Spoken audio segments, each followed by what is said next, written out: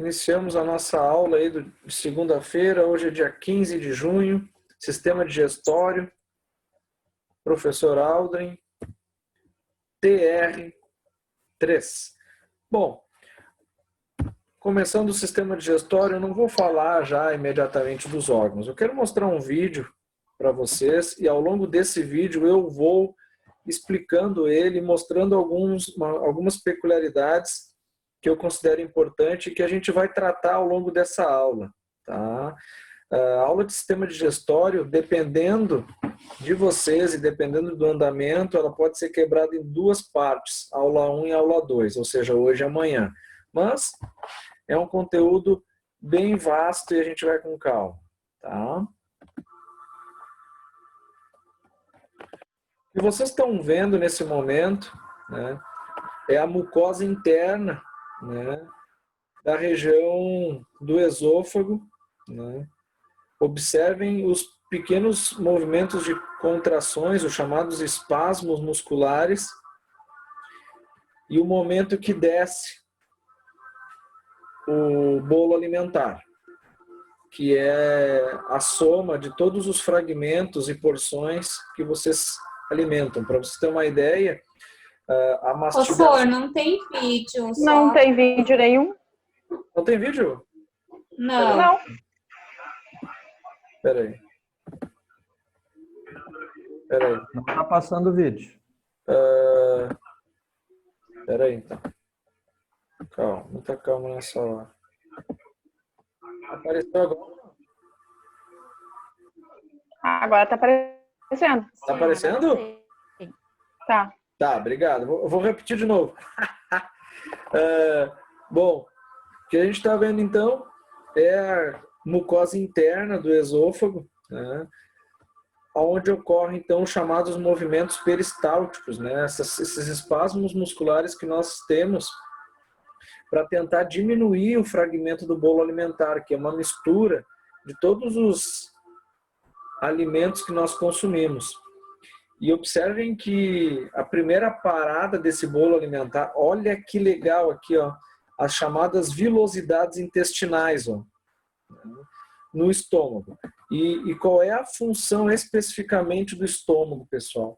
Ele é um quebrador, ele é um liquidificador, né? A função do estômago é fragmentar essas porções de bolo alimentar. E a função das pregas ou dessas vilosidades é aumentar a capacidade de absorção. Né?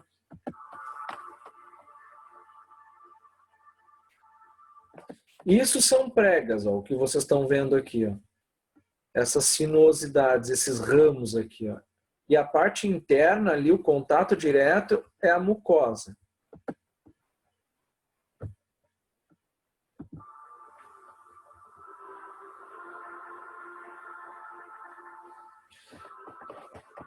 Lá no ensino fundamental, acredito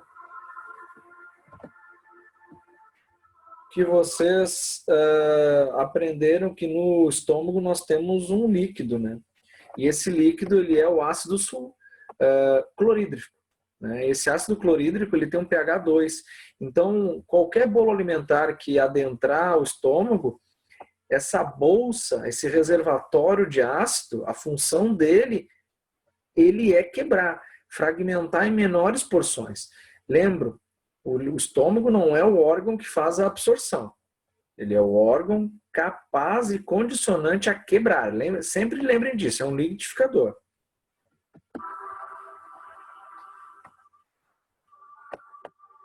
E por ser ácido, esse líquido, ele destrói, ele arrebenta as porções de bolo alimentar que a gente consome. Seja no café da manhã, no almoço ou na janta.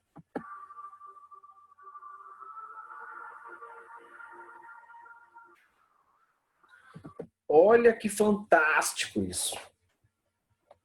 Alguém sabe qual é o nome dessa substância que colabora para o processo de digestão emulsificando gorduras? Não vale botar no Google agora, tá?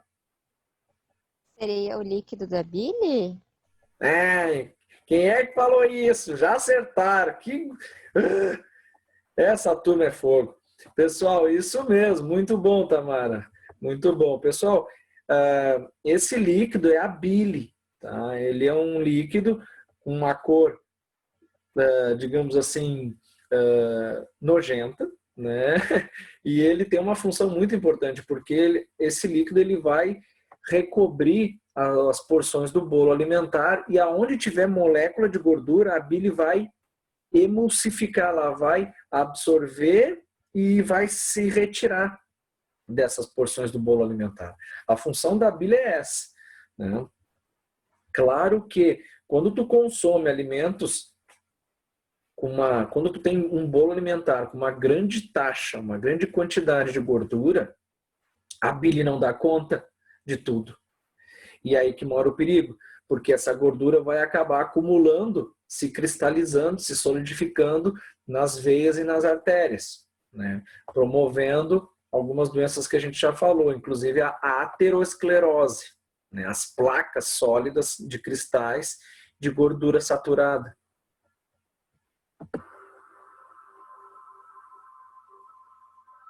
Lembrando que eu vou mostrar 3 formas de funcionamento do sistema digestório para vocês. Então, o bolo alimentar que está lá no estômago, depois ele sai do estômago, vai passar pelo duodeno. O duodeno é a primeira parte do intestino, delgado.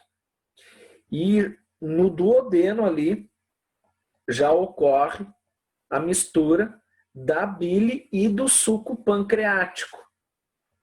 Então, o suco pancreático ele é muito importante porque ele também auxilia na digestão do alimento.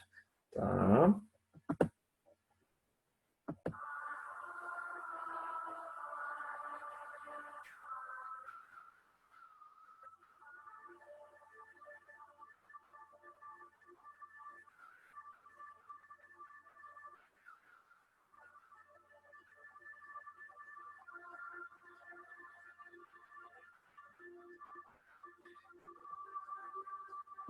Apresento para vocês o John, o velho amigo de guarda.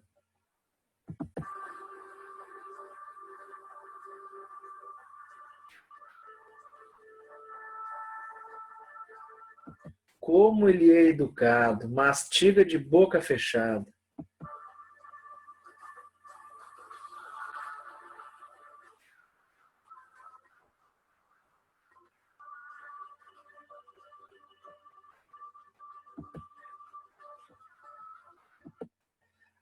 Primeiro processo mecânico de mastigação ocorre na boca. Também com a ocorrência do processo químico, através da produção de saliva. Na saliva nós temos a amilase salivar, onde ela age diretamente em alguns componentes alimentares. E dentro desses componentes alimentares, né, como por exemplo, o amido. Né? E a parte química também inicia na boca, para alguns componentes, não todos. Tá? Observem a produção de saliva na sequência.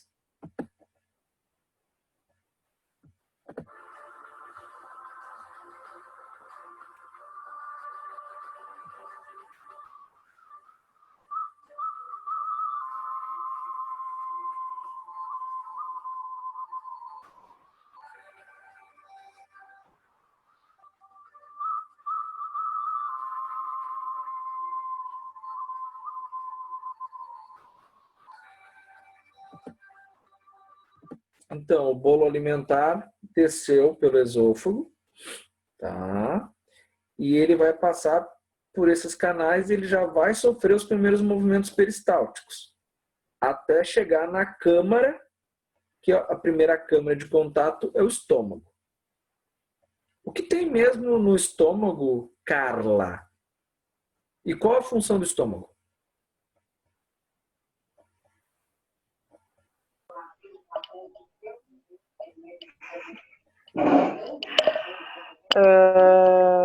Não sei. Menina do céu, eu acabei de falar. Ele é um liquidificador, tá? Ele vai romper os fragmentos do bolo alimentar através de um líquido que tem no estômago. Alguém lembra do líquido?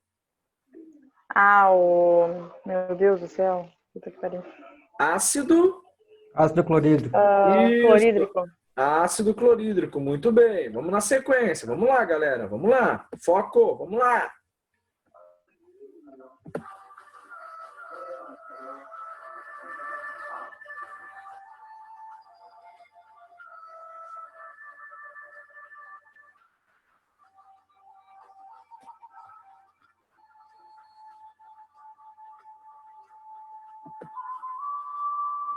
Observem que esses movimentos já fizeram com que aquele bolo alimentar que tinha um tamanho X fosse quebrado em pelo menos 4 porções. E continua. E continua. Já está em 5 porções. Só que ele não quebrou tudo. Agora ele chegou no duodeno. Ó, chegou no duodeno. Observem que essa primeira porção do intestino aqui, ele tem uma entrada, ele tem uma conexão com o vaso que nós chamamos vaso pancreático, é um ducto, é um canal, onde por esse canal vai estar passando o suco pancreático. E observem que ele é um Y com a bilis, ou seja, a vesícula biliar produz a bile. Né? Lembrando que a vesícula biliar ela fica na parte inferior, né, do fígado, e ela é muito importante nessa questão da atuação sobre as moléculas de gordura que se apresentam no bolo alimentar, que já está em fragmentos, né, já está em porções menores.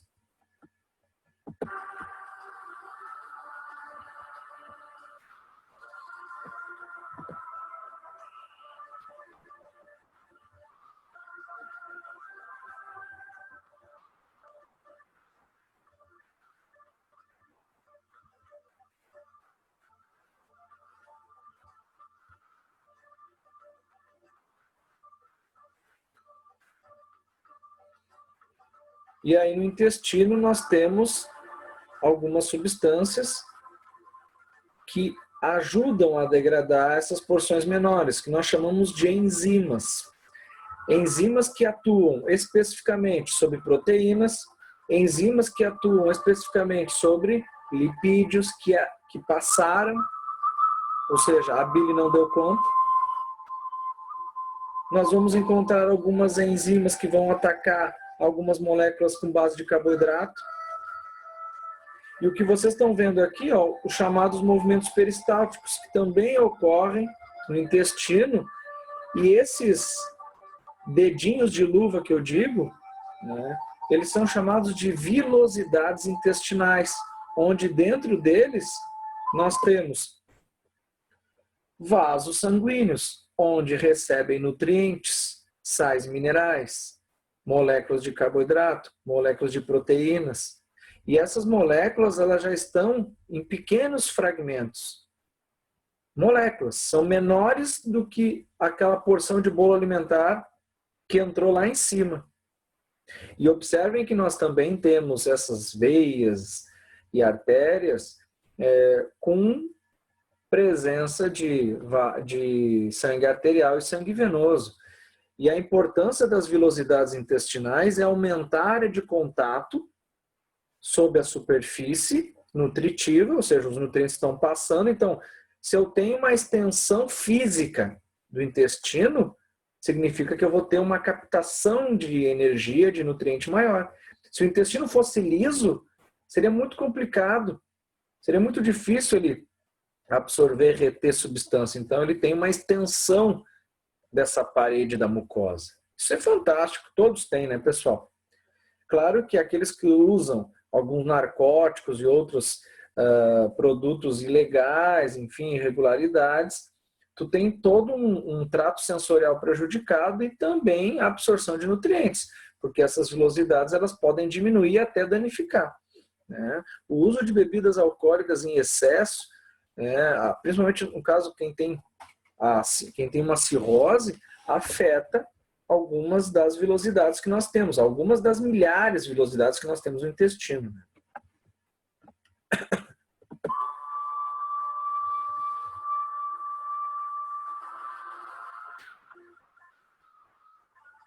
As moléculas sendo absorvidas, ou seja, já foi praticamente o bolo alimentar quebrado de uma maneira completa por ação enzimática, ou seja, processo mecânico e químico, ocorrendo de maneira simultânea.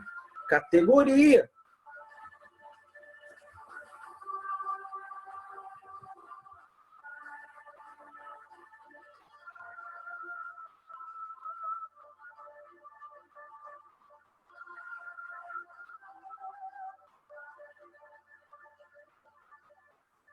Com relação à saliva, gente. A saliva, eu vou pegar minha canetinha, quem tem o livro na mão aí, ó, grifa aí de rosa, de vermelho, tá? Usa o livro. O livro foi feito para riscar, para anotar, tá? A saliva, então, ela tem 99, quase 100% de água e 0,5, né, de soluto, né? Esse soluto, ele é o quê? Sódio, potássio, cloreto e bicarbonato, tá? Além da presença do muco, que promove a viscosidade, a saliva, né? Não está aparecendo o livro. Não? Para mim tá. Para mim tá Para aparecendo. mim está aparecendo. Para mim tá aparecendo. Para mim não está aparecendo o livro. Não? Tá, Não. Vamos de novo. Para mim está aparecendo. Tá. Estranho isso. Tá aparecendo agora ou não? Sim. Tá. Sim. Beleza, me avisa aí qualquer coisa aí, tá? Essas tecnologias aí. Bom, então a gente consegue produzir, como curiosidade, em torno aí de 1 litro a 1,5 litro de saliva, tá? Por dia. E a saliva, né, pessoal, ela tem a chamada amilase salivar, que é uma enzima muito importante e que colabora principalmente para o processo de digestão química, que já inicia na boca. Tá? Além disso, né, durante a noite, a gente não secreta saliva, só tem a produção de muco. E o muco, ele é importante. Por quê? Alguém saberia me dizer por que é importante o muco que nós produzimos?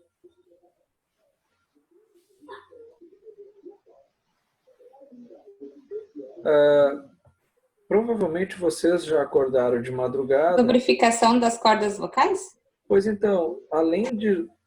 É que o muco, ele é uma barreira, né, Tamara? Ele é uma barreira, principalmente contra impurezas e agentes estranhos.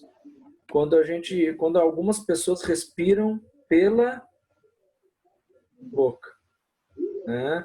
Não é o certo, mas o certo é que a gente consiga respirar de maneira regular pela cavidade nasal, porém, muitas pessoas não conseguem isso, infelizmente, tem um vício desde criança, né? Essa má respiração, né? E uma pessoa que respira errado não descansa durante a noite, né? Então, se vocês têm filhos, né, ou de repente gostariam de corrigir, procurem um especialista, porque isso pode ser corrigido quando criança, é muito mais fácil, tá? Doenças do trato superior, né, viroses, bacterioses, por causa que uma criança respira de boca aberta, é horrível, né? Então, o muco, ele faz esse bloqueio, ele não totalmente, mas ele ajuda a defender, tá? A questão da lubrificação até pode ser, mas a principal função dele realmente é bloquear parcialmente as impurezas daquelas pessoas que infelizmente respiram pela boca, tá? Bom, a função da língua, ela é um órgão acessório, né, um músculo esquelético, né? Detalhe importante da língua, né? Ela tem essa questão muscular de encaminhar o processo de mastigação, deglutição, né, e fonação, né? E na própria língua nós temos as chamadas papilas gustativas, né? E essas papilas, elas são formadas por um tipo de tecido que nós falamos lá nas primeiras aulas, tecido epitelial, tá? Essas papilas, alguns livros, eles também consideram chamados de botões gustatórios, né? Esses botões gustatórios são estruturas que recebem sinais químicos através dos chamados quimiorreceptores. E esses quimiorreceptores, eles são tão importantes porque eles conseguem identificar, interpretar, né, o gosto de um determinado alimento e encaminhar essa informação para o encéfalo. Tá? Bem importante a função das papilas gustativas. Tá? A gente não pode esquecer que pessoas... Só uma dúvida. Por exemplo, quando a gente toma um chimarrão muito quente ou algum líquido muito quente, a gente pode queimar as papilas degustativas? Sim, pode. Na verdade, tu queima parcialmente. Na verdade, tu machuca, mas como é um tecido epitelial, se é que tu lembras, é um tecido regenerativo, ela recupera. O problema é que se tu tomar 1, 2, 3, 20 vezes, sei lá, dezenas de vezes, um chimarrão queimando, né, tu vai perder a sensibilidade. Não totalmente, mas aquela sensibilidade natural que tu tinha já não vai ser a mesma. Independente de percepção, temperatura ou ainda a identificação do gosto, do paladar, dos 4 sensores que nós temos na língua, né? O azedo, o amargo, o salgado e o doce. E tem mais o umami, que é para quem tem a capacidade de identificar alimentos que têm glutamato, o umami, né? Então hoje, se tu pegar livros de medicina, os mais atuais, eles têm a língua dividida em 5 partes, né? Mas para aquelas pessoas que têm essa capacidade de identificar na língua já, sem precisar ter ação química enzimática do glutamato, né? Através da glutamase. Bom, na sequência, nós temos outros órgãos do sistema digestório, a gente não pode perder o foco, né? A faringe e o esôfago. Tá? A faringe, nós falamos na aula anterior, acredito que vocês lembram, né?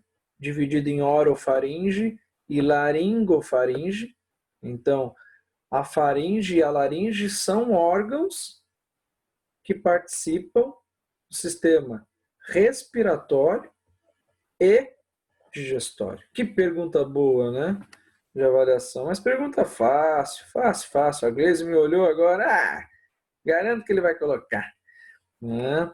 O esôfago, um canal de aproximadamente, varia muito, mas a média de 20 a 25 centímetros de comprimento, canal muscular. Ele vai da C6 até a T12, cervical 6 até, olhando de maneira dorsal, né, pessoal?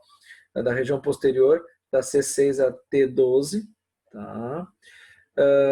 Ele vai se aproximar do diafragma, né, do lado esquerdo, e o esôfago ele pode, então, ser dividido em 3 partes: cervical, torácico e abdominal.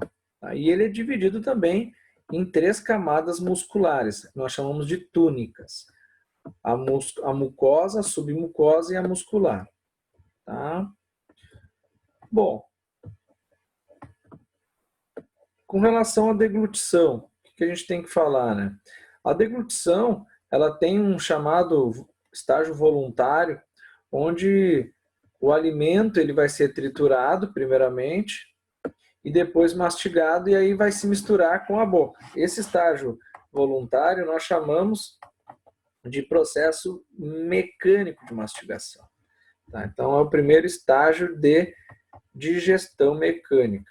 Tá? Na sequência, o estômago, onde nós temos uma quantidade muito grande de ácido clorídrico, observem aqui, ó, mais à direita de vocês, tá? Pepsinogênio, lipases, vocês já estão vendo que sempre quando nós tivermos uma substância que termina com ase, significa que é enzima, tá? Então, as lipases vão degradar o quê? Gordura, lipídios, né? As proteases vão degradar o quê? Proteínas, tá? E essas substâncias a gente encontra, por exemplo, no estômago, né? Então, ele é muito importante com relação à quebra da porção alimentar, que eu tinha falado anteriormente, né?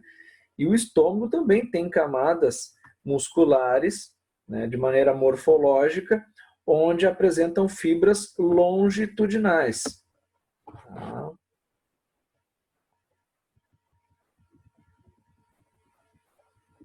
Quais são as funções do estômago? Ele vai misturar a saliva que foi produzida lá na boca com o alimento, mais o suco gástrico. Então, pessoal, eu digo que saliva mais alimento, porções alimentares, suco gástrico, nós temos o quê? O quimo. Tá? Quimo é o resultado da união do suco gástrico, do alimento, ou seja, das porções alimentares e mais a saliva. Tá? Além disso, ele vai promover, ele é uma bolsa gigante, falei para vocês, né? Onde vai ter essa capacidade de armazenar o alimento e depois encaminhar para o intestino delgado. É uma função. Secretar o próprio suco gástrico, né, que contém ácido clorídrico. E aí que vem a jogada.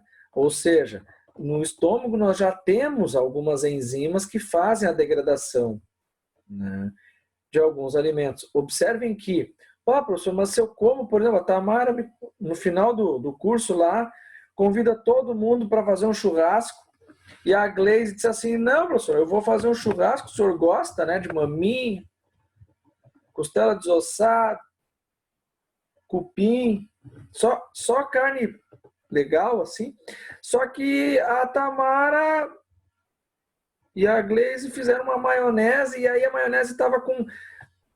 Não sei o que aconteceu, mas casualmente, alguns que tinham uma imunidade muito baixa no estômago, a salmonela, uma bactéria que promove a salmonelose, né, promove, caso a imunidade esteja baixa, ou o nível de suco gástrico também esteja abaixo do normal.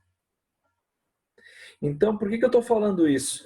Porque o próprio ácido que a gente tem no estômago, ele já vai matar algum grupo bacteriano que possa vir causar algum dano fisiológico para o ser humano. Então, se o nível de colônia for muito grande, tu vai acabar se contaminando nessa região, tá? No estômago. Como, por exemplo, né, a gastrite bacteriana. Quando tu tem, eu falei de salmonelose, mas pode ter outros tipos de bactérias que podem afetar o sistema, né, digestório, iniciando pelo estômago. Mesmo o estômago sendo um reservatório com suco gástrico de pH 2. Tá? Então, o pH é baixo para facilitar a quebra do bolo alimentar, como eu mostrei no vídeo anterior. Além disso, o estômago ele é uma estrutura esponjosa. Se ele é esponjoso, significa que ele é maleável.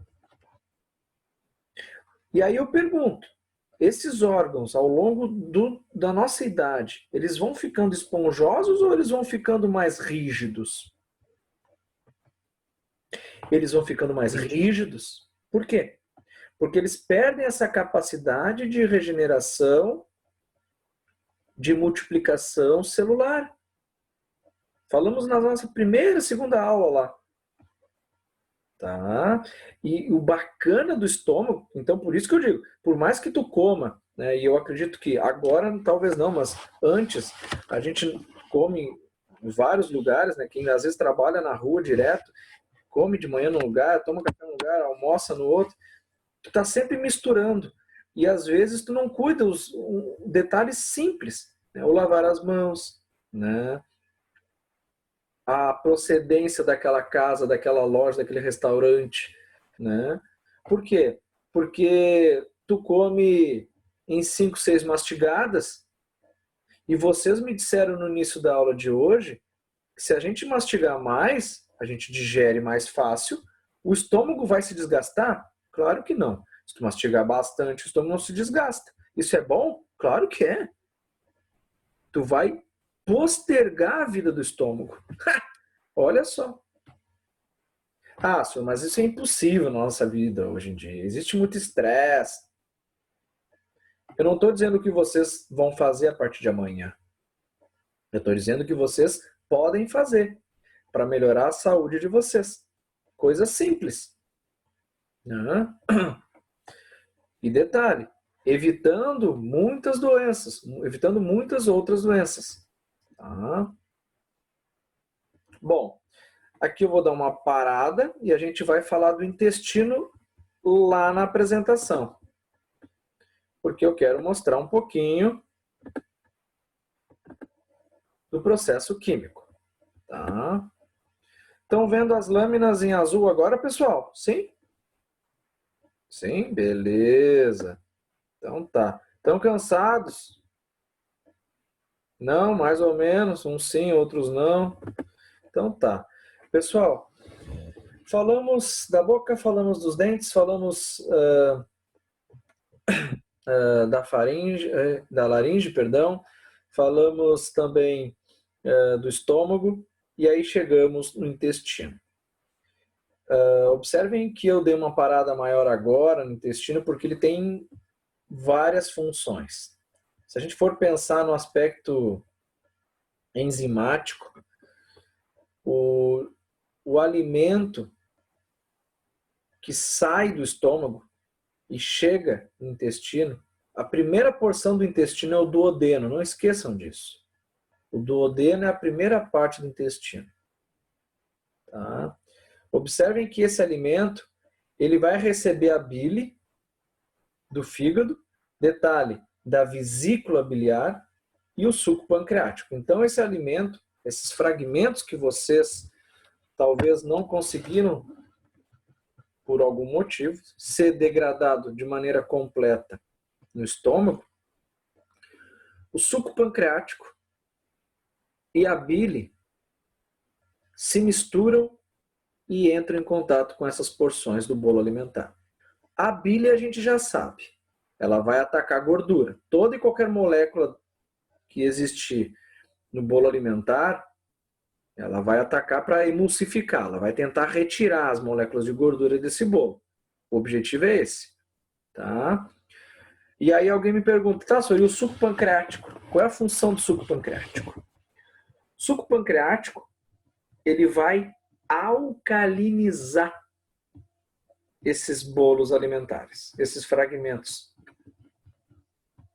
Por quê? Porque os fragmentos de bolo alimentar que saem do estômago, eles são muito ácidos. O intestino não gosta de acidez. Ele precisa receber moléculas estáveis, moléculas que estejam com um pH admissível para ser absorvido. E claro, a bile, como eu falei para vocês, ela vai emulsificar, ela vai retirar as gorduras e vai transformar isso em gotículas menores através da lipase, que é uma enzima que degrada a gordura. Tá? Aqui a gente está vendo, então, o fígado. Observem que ele tem ramos, né, e que se conecta com a vesícula biliar e que produz a bile. Essa bile vai passar de maneira adjacente pelo pâncreas, observem. Aqui, ó, tem a conexão. Junto com o ducto pancreático. Esse canalículo muito fino, onde vai passar o suco pancreático. Então, essa mistura faz com que o bolo alimentar que saia lá do estômago, ó, tá descendo, ó. Ó a seta, ó o mouse. Chegou o bolo alimentar aqui, tá ácido, automaticamente nós temos a liberação dessas duas substâncias. O que vem ser, então, o suco pancreático? Como eu falei, o objetivo dele é tentar estabilizar, neutralizar a acidez do quimo. O quimo é o que mesmo? Alimento, saliva e suco gástrico. Né? Então, olha como é muito show a absorção da digestão no nosso caso, pessoal. Ou seja, tu tem uma câmara que vai arrebentar o alimento que tu come em moléculas, ou vai tentar arrebentar. O suco pancreático, ele vai auxiliar também a quebrar em menores fragmentos, mas a principal função dele é neutralizar. E as enzimas que estão no suco gástrico, como a amilase pancreática, ela vai quebrar o quê? Tudo que tiver amido e que não foi digerido na boca, ela vai transformar em maltose. Por que maltose? Porque é um carboidrato mais fácil de ser absorvido no intestino. Ao contrário do amido, que é o quê? Um polissacarídeo, como o Fabrício falou antes. Ou seja, se eu tenho algum tipo de componente à base de proteína, lá no duodeno, quando o bolo alimentar receber o suco pancreático, essa sopa, ou seja, o suco pancreático é uma grande sopa, uma sopa de enzimas, onde tu tem, o principal objetivo é degradar essas moléculas maiores em menores, em fragmentos menores. Se eu tiver proteína, as proteases vão entrar em ação. Se eu tiver lipídios, as lipases vão entrar em ação. Se eu tiver moléculas de DNA e RNA, as nucleases vão entrar em ação. Todas essas enzimas estão no suco pancreático. Aqui, de novo, o que eu falei para vocês, ó. Maltase, ou seja, essas enzimas agora, né, elas são produzidas exclusivamente no intestino delgado. Sacarase. A sacarase, ela vai transformar a sacarose em açúcar mais simples. Por que mais simples? Para ser facilmente absorvível.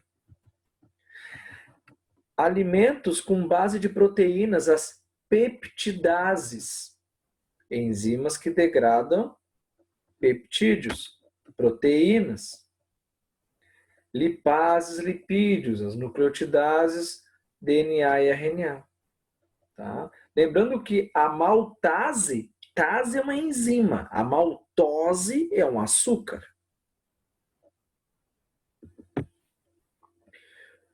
Absorção do intestino delgado, vilosidades intestinais, né? A importância da absorção por essas estruturas. Elas facilitam a absorção no intestino. Todos vocês têm isso. Todos. E olha o que eu falei lá, olha a importância da relação do vídeo com a imagem agora. A parte azul e a parte vermelhinha que nós temos aqui, ó, nas vilosidades. A parte venosa, onde não foi trocado oxigênio, e a parte vermelhinha, onde foi trocado já oxigênio. E observem, dentro do canalículo do intestino, essas vilosidades, essas reentrâncias. Né? Ninguém tinha me perguntado, né? As outras duas porções do intestino. São 3. Duodeno, eu falei praticamente 80% do intestino, né? Mas nós temos o jejuno e o ilho.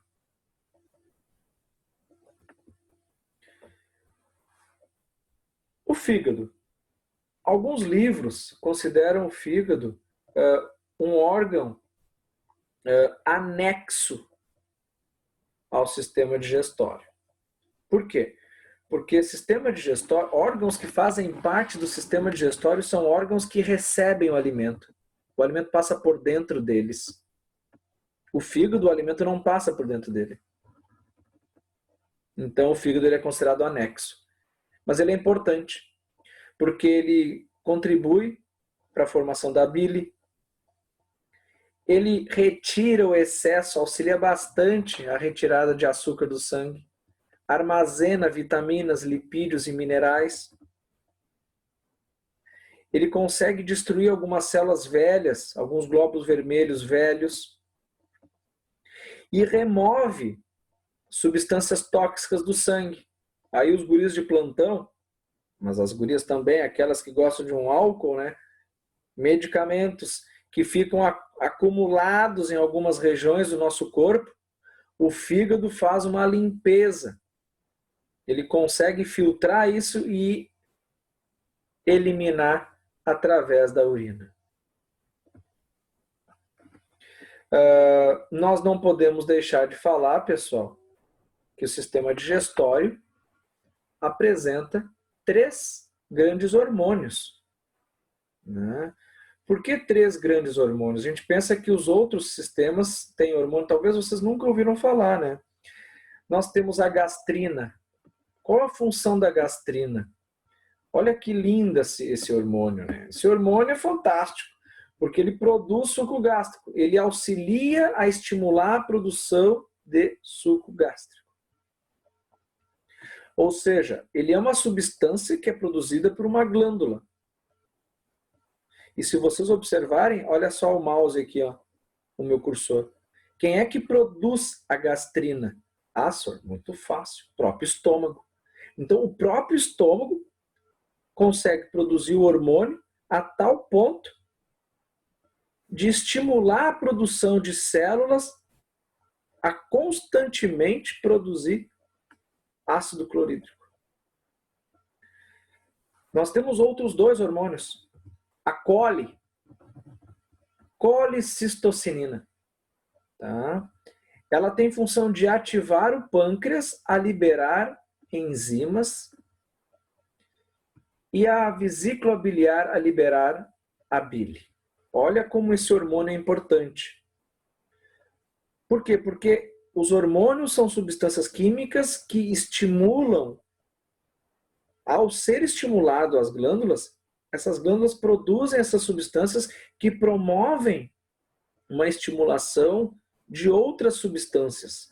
Ou seja, a bile jamais seria produzida,